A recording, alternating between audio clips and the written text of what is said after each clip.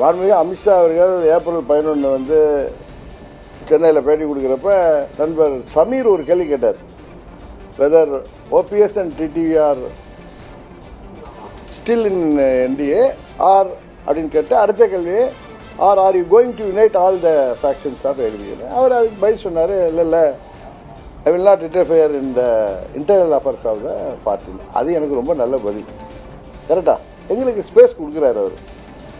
அதே மாதிரி இப்போ நண்பர் ஜி.கே. வாசன் அவர்கள் மூப்பனாரையா ஃபங்க்ஷனுக்கு நான் இங்கே மாதிரி தான் இருந்தேன். எனக்கு அவர் யாரை கூப்பிட்டுருக்காரு என்னன்னு தெரியாது. மூப்பனார் நான் பெரிதும் மதிக்கின்ற தலைவர், எப்படி அம்மா தலைவர் மாதிரி எனக்கு மூப்பனார் மேலே பெரிய அதீத ஈடுபாடு உண்டு.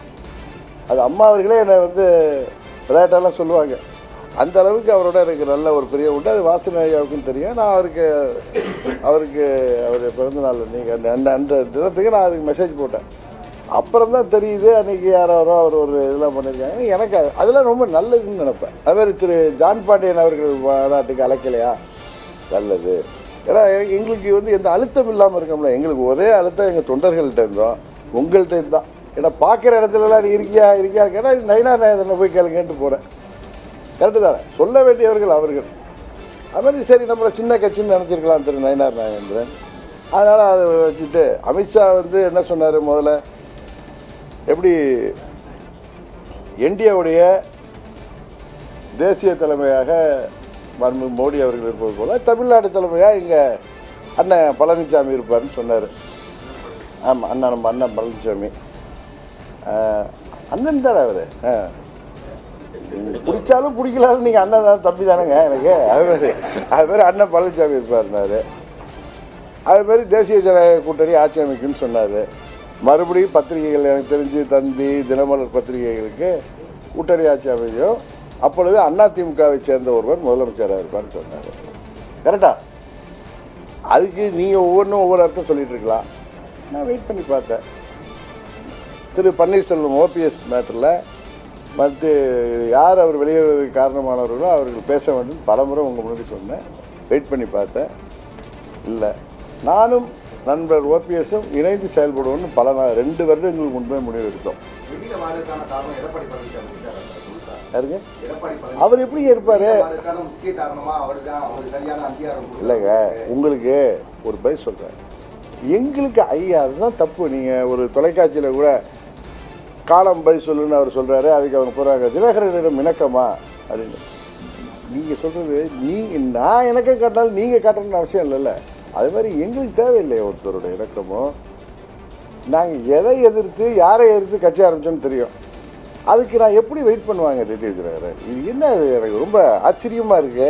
அப்படியெல்லாம் போய் எம்எல்ஏ ஆகணும் எம்பி ஆகணும்னு நினைக்கிற கூட்டம் அல்ல எங்கள் கூட்டம். அதை புரிஞ்சுங்க. உங்களுக்கு நீங்கள் அதுதானே ஜெயிச்சிங்க, இத்தனை தானே உங்களால் ஜெயிக்க முடியல. ஆர்கே நகருக்கு அப்புறம் எங்களுக்கு வெற்றி கிடைக்கல.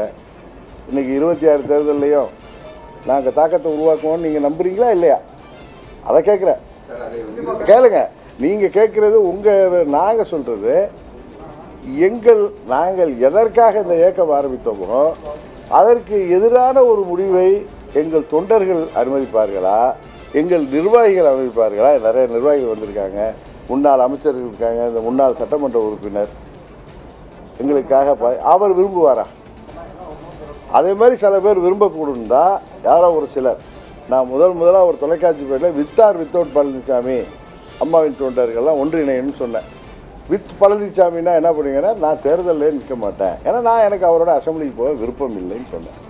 ஏன் அதை சொன்னேன்னா, எங்கள் கட்சியில் என்னோட பயணிப்பவர்களுக்கு யாருக்காவது சட்டமன்ற பொது தேர்தலில் நாம் தேசிய ஜனநாயக கூட்டணியில் இருக்கோம், அப்போ நாங்கள் இருந்தோம், அப்போ பழனிசாமி இல்லை, போட்டியிடணும்னு ஆசை இருந்தால் அதை தடுக்கக்கூடாது.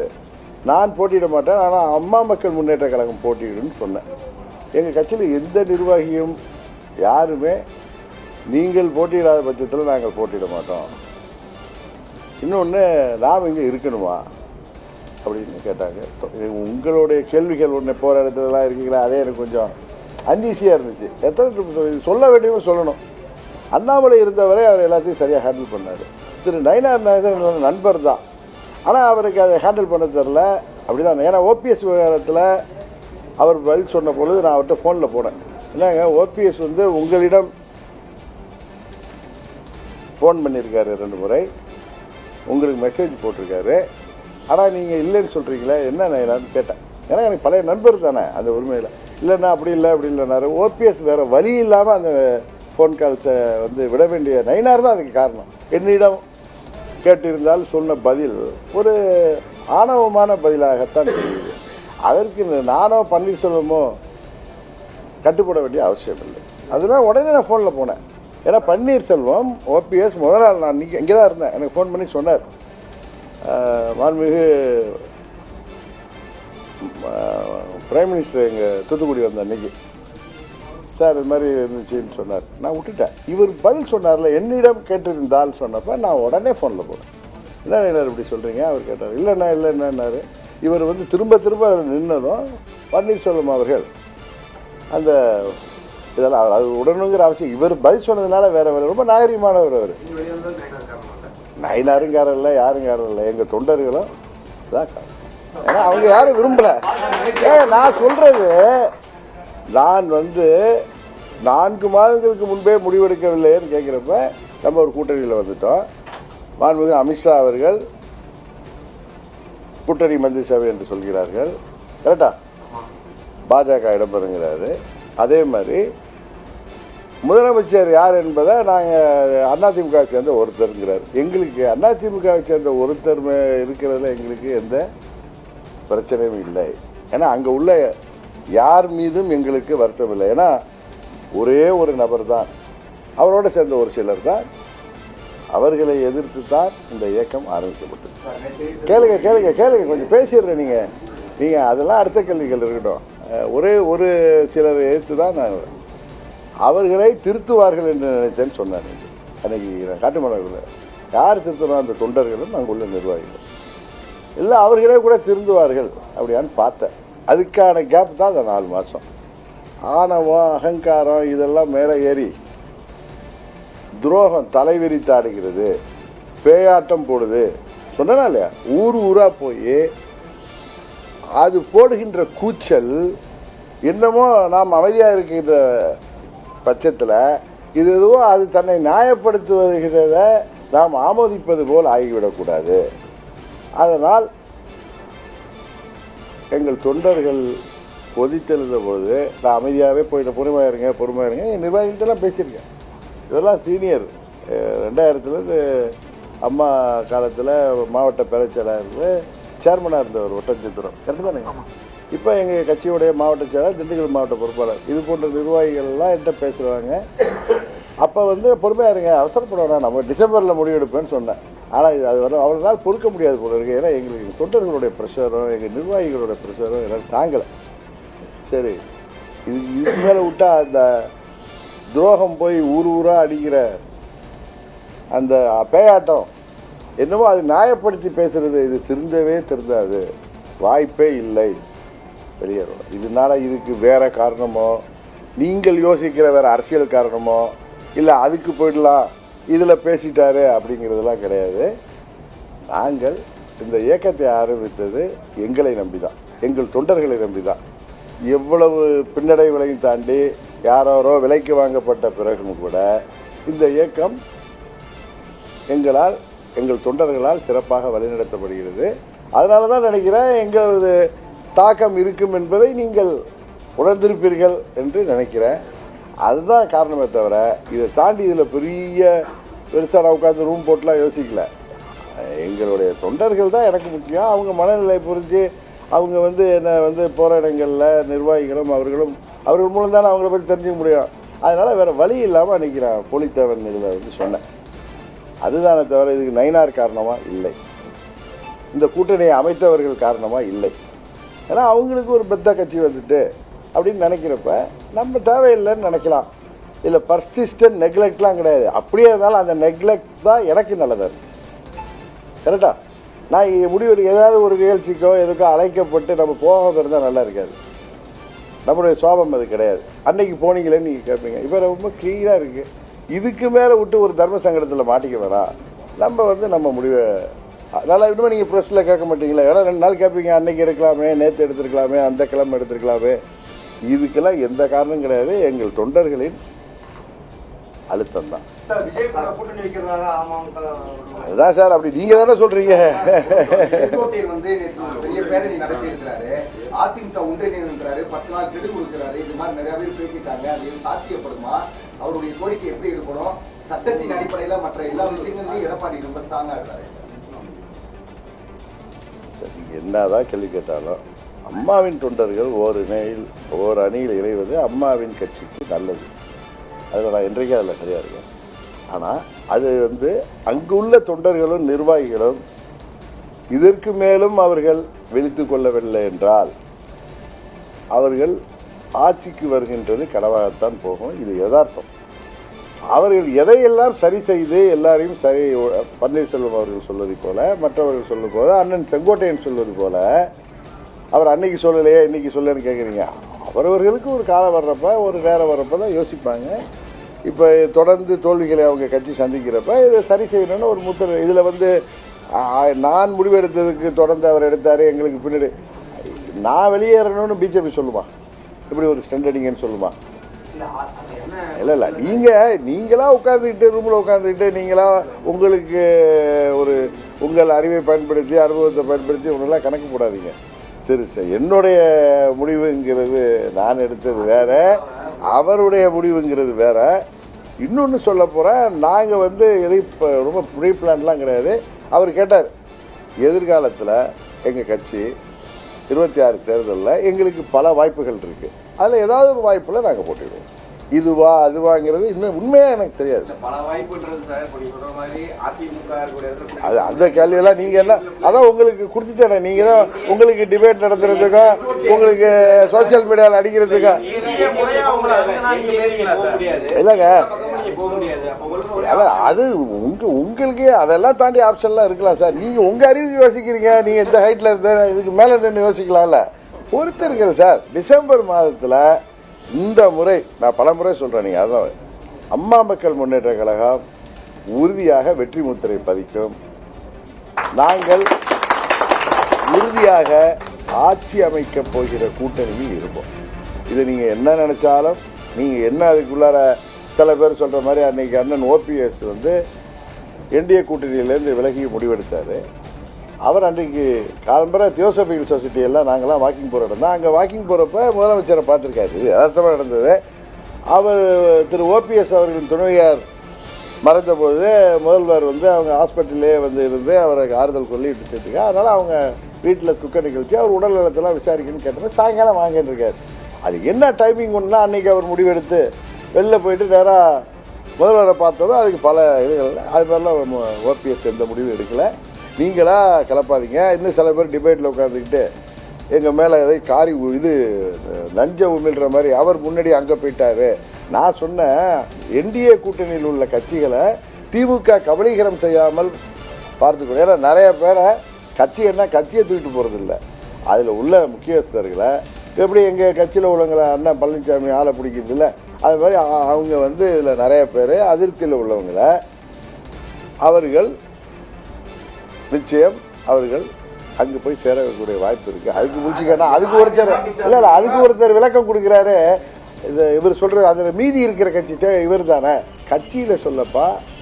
கட்சின்னா அவர் கட்சியில் உள்ள நிர்வாகிகள் கட்சியவே தூக்கிட்டு போக முடியும். இது மாதிரி பேசுறதுலாம் எனக்கு உண்மையாக சிரிப்பு தான் வரும். ஏன்னா நம்மளை பிடிக்கலைங்கிறதுக்காக அவங்களுக்கு ஒரு டிபேட்டுங்கிற ஒரு இடம் கிடச்சி உட்காந்து நான் சொன்னதெல்லாம் நடக்குதுங்கிறாங்க. உண்மைதான், நீங்கள் சொன்னது 1-2 நடக்கலாம். அதனால் எல்லாம் நடந்துடாது. அதே நேரத்தில் பொறுமையாக இருங்க. நீங்கள் உங்களுக்கு இவங்க வாய்ப்பு அவங்க வாய்ப்பு உங்களுக்கெல்லாம் தாண்டி பல வாய்ப்புகள் உருவாகும். பல வாய்ப்புகள் இருக்குது. நீங்கள் அதனால் எந்த ஒரு இதையுமே நீங்கள் அப்படி சாதாரணமாக முடிச்சு போட்டுறாதீங்க. உறுதியாக ஒன்று மாத்திரம் சொல்லுவேன், ஜெயிக்க போகிற கூட்டணியில் அம்மா மக்கள் முன்னேற்ற கழகம் விட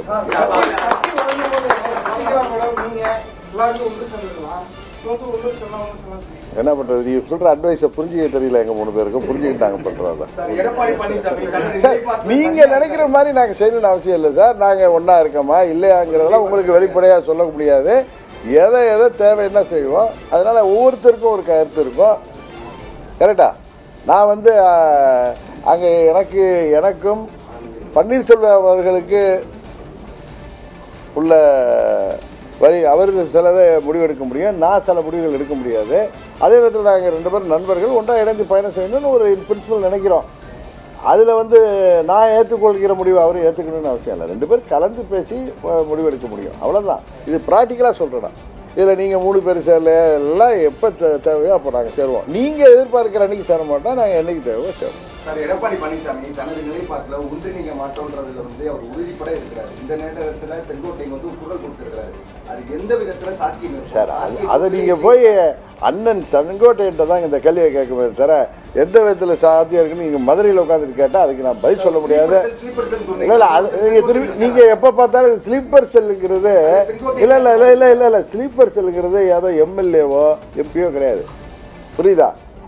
எங்கள் சித்தியராக டெல்லியில் இதில் பெங்களூர்லேருந்து அழைச்சிட்டு வந்தப்போ தட்சிணாமூர்த்தின்னு ஒரு ஸ்லீப்பர் செல் வந்தார்ல, அதுதான் ஸ்லீப்பர் செல். ஸ்லீப்பர் செல்லுங்கிறது அது இருக்கும், அது எப்போ வேணாலும் கிளம்பும், கரெக்டா? இதெல்லாம் நாங்கள்லாம் இப்போ அண்ணன் தம்பிகள், புரியுதா?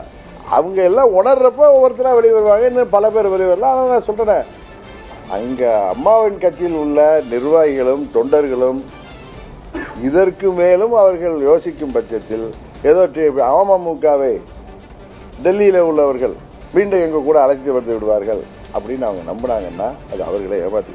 எதை சரி செய்தால் அமமுக மீண்டும் என்டிஏவுக்கு வரும் என்பதை அவர்கள் யோசிக்க வேண்டும், கரெக்டு தானே? எங்களுக்கு இடர்பாடு எது என்பதே அவர்களுக்கு தெரியும். அந்த இடர்பாடை அவர்கள் களைகின்ற பட்சத்தில் தான் அமமுக மீண்டும் என்டிஏவுக்கு வர முடியுமே தவிர அந்த இடர்பாடு களையப்படாத பட்சத்தில் அம்மா மக்கள் முன்னேற்ற கழகம் டிடிவி தினகரன் மாத்திரம் எடுப்பதல்ல முடிவு. இங்கே பல நிர்வாகிகள் என்னோடு பயணிக்கிறார்கள், லட்சக்கணக்கான தொண்டர்கள் இருக்கிறார்கள். எனக்காக என்னோடு இருப்பவர்கள் பல பேர், 9 பேர் இன்னும் அந்த 18 பேரில் என் அருமை நண்பன் வெற்றி இல்லை, இன்னும் சில ஒருவர் அரசியலே இல்லை, 2-3 பேர், சில பேர் மாற்றுக் கட்சி செஞ்சுருக்காங்க, இன்னும் 9 பேர் என்னோட இருக்காங்க. அவர்களுக்கு நன்றி கடன் பட்டவன் நான். அதுபோல் என்னோட பயணிக்கின்ற நிர்வாகிகள் ஆட்சி அதிகாரத்தை எல்லாம் விட்டுவிட்டு, அதனால் வருகின்ற பலாபலங்கள் எல்லாம் விட்டுவிட்டு என்னோடு பயணிப்பவர்கள் எத்தனையோ பேர் இருக்காங்க. அவர்களை எல்லாம் கட்டுப்பட்டவன் தான். நான் ஏதோ பொதுச் செயலாளர் நான் தன்னிச்சையாக பைலாவை மாற்றவோ நான் இதெல்லாம் பண்ணுற நபர் கிடையாது. எங்கள் தொண்டர்கள் மனதிலே நிர்வாகிகள் மூலம் அறிந்து அதுபடி தான் முடிவெடுக்க முடியும். இப்பொழுது நான் எடுத்த முடிவு எங்கள் தொண்டர்களின் அழுத்தத்தால் நிர்வாகிகள் சொன்னதால் எடுத்தது. மரியாதை கிடையாதெல்லாம் இல்லை சார், அண்ணாமலை தான் சார். நீங்கள் சும்மா ஒரு வார்த்தையெல்லாம் போடாதீங்க பிரதர். நான் 30 வருஷமாக நான் இதெல்லாம் பார்த்துட்டு இருக்கேன், நானும் டிவியெல்லாம் நடத்துகிறவன் தான், புரியுதா? அண்ணாமலை அவர்கள் தான் எங்களை கூட்டணிக்கே கொண்டு வந்தவர்கள். அவர்கள் டெல்லியில் பேசிட்டு நீங்கள் அண்ணாமலை இருந்தவர் நயினார் எனக்கு ரொம்ப நண்பர், என்கிட்ட ரொம்ப பேசுவார், நானும் அவர் எனக்கு இல்லை இல்லை இல்லை இல்லை சார். நீங்கள் அதை எப்படி இன்டர்பிரேட் பண்ணிக்கிட்டா அது நான் தப்பு இல்லை. நான் சொல்கிறது இதுதான், திரு அண்ணாமலை அவர்கள் தான் எங்களோடு கடந்த எனக்கும் அவருக்கும் தேர்தலுக்கு முன்பு 1 ஆண்டு தான் பழக்கம். எனக்கும் அவருக்கு ஒரு நல்ல நட்புக்கு காரணம் என்னை போல் அவரும் பிராகாக இருக்கிறதா, வேற ஒன்று எங்களுக்குள்ளார. அதுமாதிரி ஓபிஎஸ் அவர்களும் அவருக்கு நல்ல நட்பு உண்டு. அவருடைய முயற்சினால தான் நாங்கள் என்டிஏ கூட்டணிக்கு வந்தோம். நாங்கள் ஒன்றும் டெல்லியில் போய் யார்ட்டையும் பேசலை, உங்களுக்கெல்லாம் தெரியும். அவருடைய முயற்சினால தான் நாங்கள் என்டிஏ கூட்டணிக்கு வந்தோம். அவரோடு நாங்கள் செயல்பட்டோம்.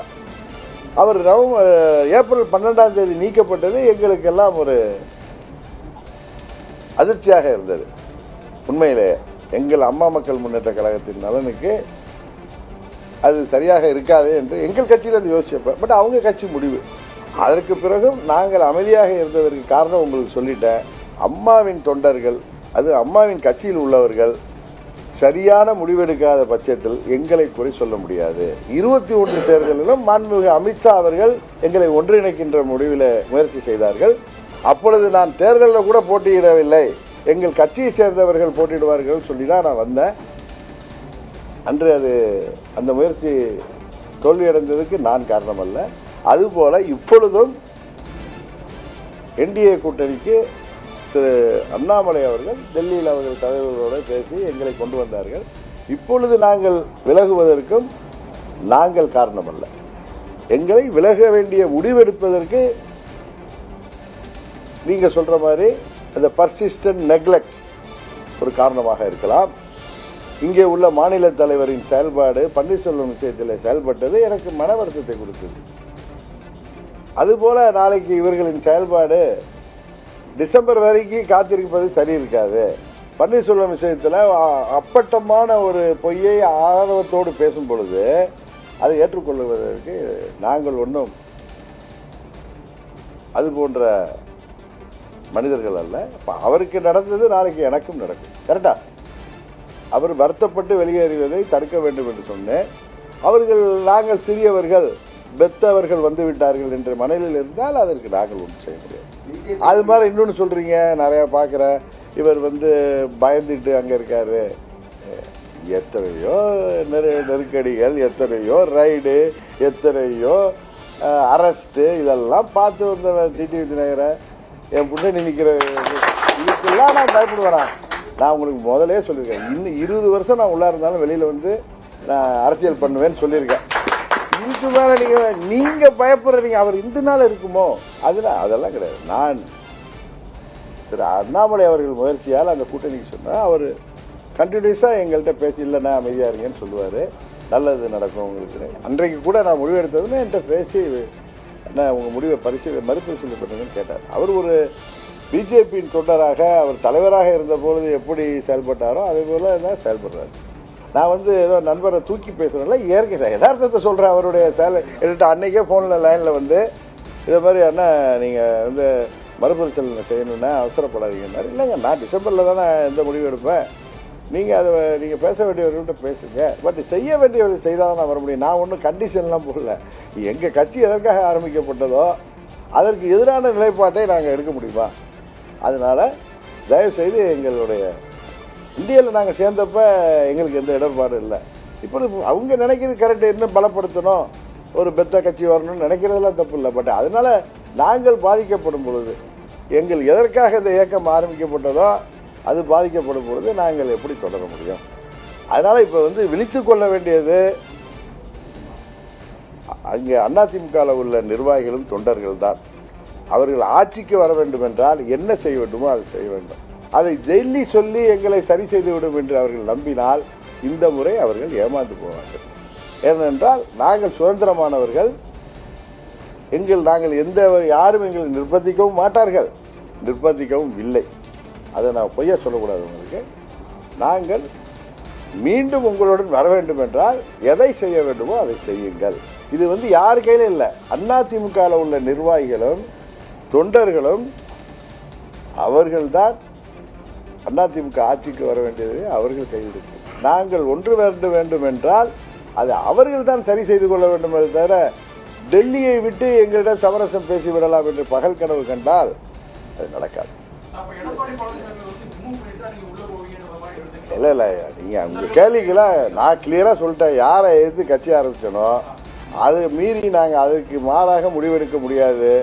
டிடிவி தினகரன் பெருந்தன்மையாக முடிவெடுத்தாலும் எங்கள் தொண்டர்கள் விரும்ப மாட்டார்கள். அது சரியா வராது, அது பொருந்தா கூட்டணியாக அமைந்துவிடும். அதை நான் பொய் சொல்ல விரும்பல. இது டிடிவி தினகரன் ஒருத்தருக்கு மாத்திரம் உள்ள மனநிலையில் எங்கள் தொண்டர்கள் மனநிலை. அதுதான் உங்களுக்கே தெரியுமே என்னன்னு. அது தொண்டர்களுக்கு புரியும் சார், அது புரிய வேண்டியவர்களுக்கு புரியும். அது என்னன்னு நீங்க கேட்டு அதை நான் சொல்ல வேண்டிய அவசியம் இல்லை. உங்களுக்கு தான் ஸ்கூப் கொடுத்தா தானே நீங்கள் தான் நிறையா இதாக இருக்கும் அதாக இருக்கும் இவர் இப்படி சொன்னார். ஒன்றே ஒன்று சொல்கிறேன், நான் எந்த நிர்பந்தத்துக்கும் யாருக்கும் அடிபணிய மாட்டேன் என்பது மற்றும் உங்களுக்கு தெரியும். அது மாதிரி எதற்கும் பயமும் எங்களுக்கு கிடையாது. எதையும் எதிர்கொள்கின்ற தைரியம் எனக்கு அம்மாவால் ஊட்டி வளர்க்கப்பட்டவர். 30 வயதுலேருந்து இருக்கேன். அதனால் நாங்கள் எதையும் சந்திக்க தயாராக இருப்போம். ஆனால் நாங்கள் நியாயமாக இருப்போம்.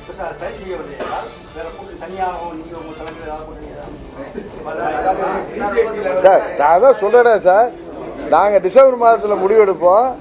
2026 தேர்தலில் வெற்றி பதிப்போம். வெற்றி பெற போகின்ற கூட்டணியில் நாங்கள் இருப்போம். அவ்வளவுதான் சொல்லுவோம். நாங்கள் சேர்கின்ற பக்கம் வெற்றி பெறும். அதுதான் நடக்கும். அதை மாத்திரம் அழுத்தி சொல்றேன். அதுக்கு நான் ஏதோ சும்மா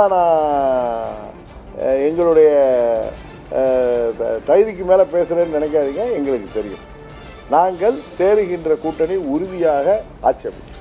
அந்த அளவு தான் சொல்லுவோம். அதை அவர்கள் தான் முடிவு செய்ய வேண்டும்.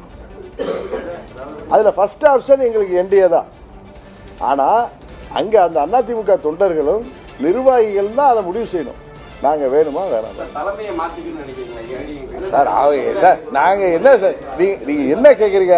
சரி உங்கள்கிட்ட கேட்குறேன், அம்மா மக்கள் முன்னேற்ற கழகம் எதுக்கு ஆரம்பிக்கப்பட்டது? அதான் சொல்லிட்டேன்ல, அப்புறம் அதான் பதில். நீங்கள் கேட்கறதுக்கு நான் அப்படியே எழுதி வரலாம் தர முடியாது. நிபந்தனை இல்லை சார், இது எங்கள்கிட்ட உள்ளது தானே. இது இந்த காலகட்டம் வந்துச்சு.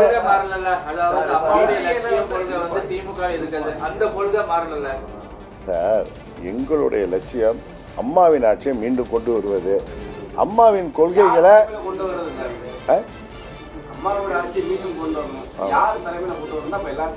அது அம்மாவின் தொண்டர்கள் தலைமையில தான் கொண்டு வருவது. நான் அதை பத்தி சொல்லலையே. எங்களுக்கு எங்க உயரம் தெரியும், எங்க தலைமையில் ஆட்சி வரணும்னு நான் என்னைக்கு சொல்றேன். நான் வெற்றி கூட்டணியில நான் இருப்பேன் அப்படிங்கறத சொல்றேன். அதுக்கு நாங்க என்ன பண்ண முடியும் சார்? சார் நீங்க எங்க நோக்கம் ஒன்று இருந்தாலும் நீங்க உங்களை அழைத்து கொண்டு உங்க நோக்கத்தை நிறைவேற்ற முடியாது. நீங்க சுவர் இருந்தா தானே செத்துறோம்.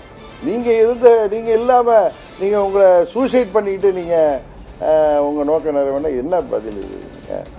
உங்க நிறுவனத்தை காப்பாத்துறதுக்காக நீங்க உங்களை அழைத்துக் கொள்வீர்களா என்ன?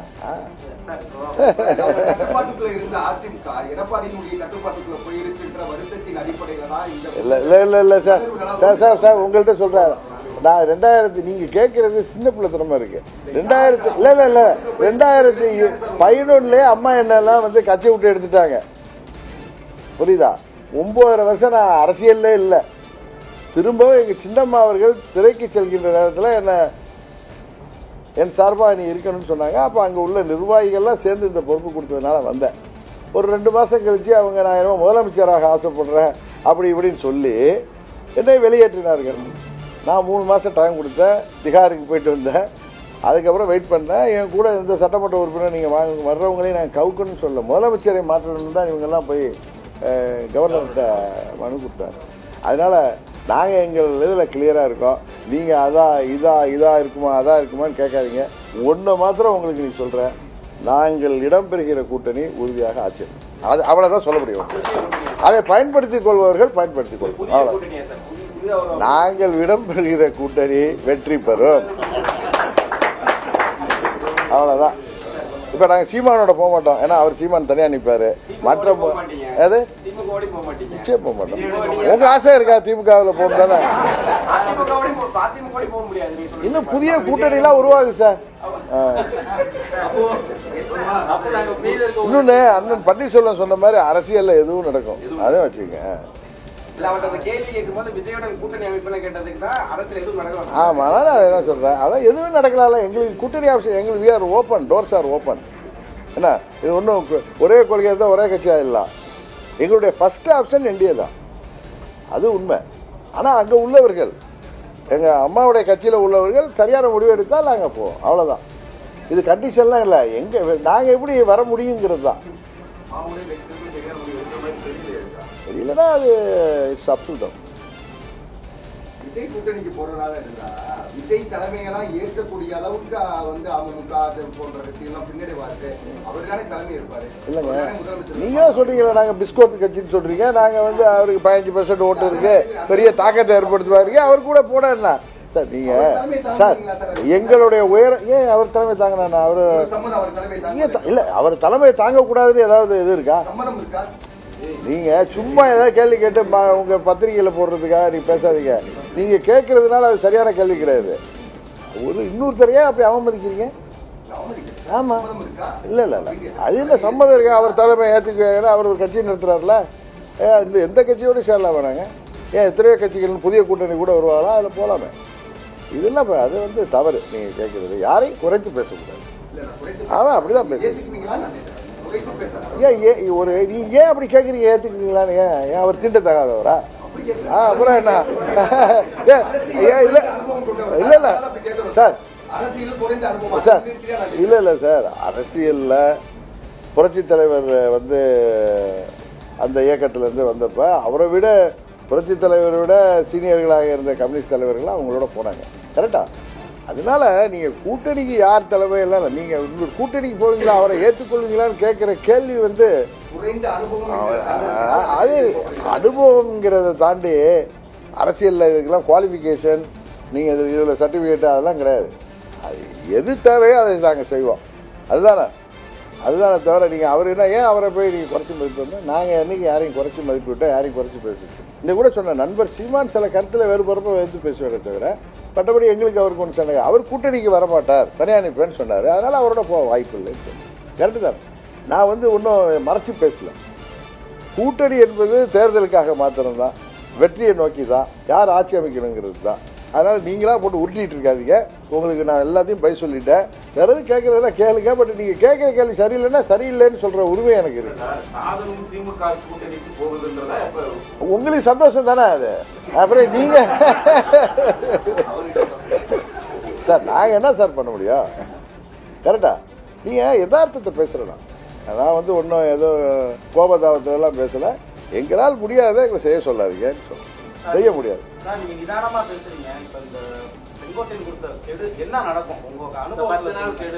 இதை மாதிரிலாம் நான் எனக்கு இதெல்லாம் ஃபோர்காஸ்ட்லாம் சொல்ல தெரியாது. நான் பிரதீப் ஜான் கிடையாது. இல்ல இப்பயும் நிதானமா சொல்றேன். அதை பொறுத்திருந்து பார்ப்போம். அண்ணன் செங்கோட்டையன் அவர்களின் முயற்சி நல்ல முயற்சி. ஒரு சீனியர் லீடர், 72லேருந்து இயக்கத்தில் உள்ளவர், 77லேருந்து புரட்சித் தலைவர் காலத்தில் தொடர்ந்து சட்டமன்ற உறுப்பினராக இருந்தவர், மாவட்ட செயலாளர் இருந்தவர். 87ல் புரட்சித் தலைவர் மறைவுக்கு பிறகு அண்ணன் முத்துசாமி மந்திரியாக இருந்தபோது கூட இவரோடு தான் அந்த 11 எம்எல்ஏலாம் அப்போ இருந்த தொகுதியில் 7 எம்எல்ஏகள் இவரோடு வந்தாங்க. தொடர்ந்து அம்மா கூட இருந்தார். எத்தனை பின்னடைவுகள் வந்தாலும் அதில் ஸ்ட்ராங்காக இருந்தவர். அதனால் ஒரு மூத்த நிர்வாகி, இன்றைக்கு ஆக்டிவாக இருக்கக்கூடிய எம்எல்ஏவாக இருக்கக்கூடிய ஒரு மூத்த நிர்வாகி. அவர் முயற்சிங்கிறது நல்ல முயற்சி என்று நான் நம்புகிறேன். அது வெற்றி பெற வேண்டும் என்று அவருக்கு வாழ்த்துக்கள் சொல்கிறேன். தேவைப்பட்டால் எந்த நேரத்திலும் அவர்களுக்கு அம்மாவின் தொண்டர்களாகிய நாங்கள் உறுதியாக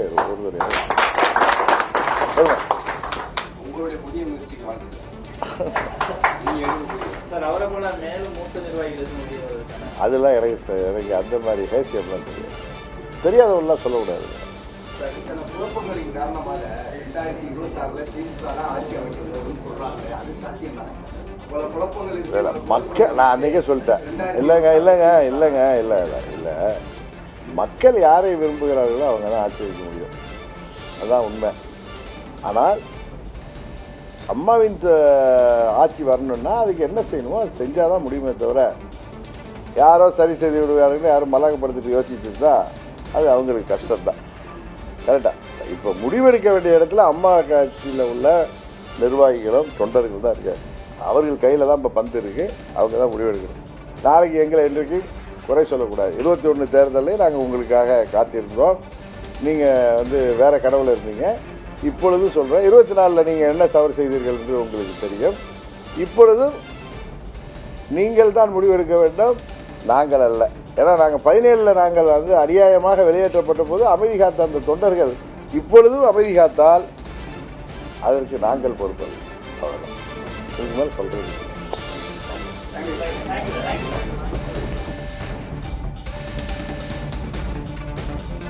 மதுரையில் அமமுக பொதுச் செயலாளர் டிடிவி தினகரன் செய்தியாளர்களை சந்தித்து பேசினார். அப்போது பல்வேறு முக்கியமான விஷயங்களை குறிப்பிட்டு பேசினார். தேசிய ஜனநாயக கூட்டணியில் அமமுக மீண்டும் இணைய டிடிவி தினகரன் சில நிபந்தனைகளை விதித்திருக்கிறார்.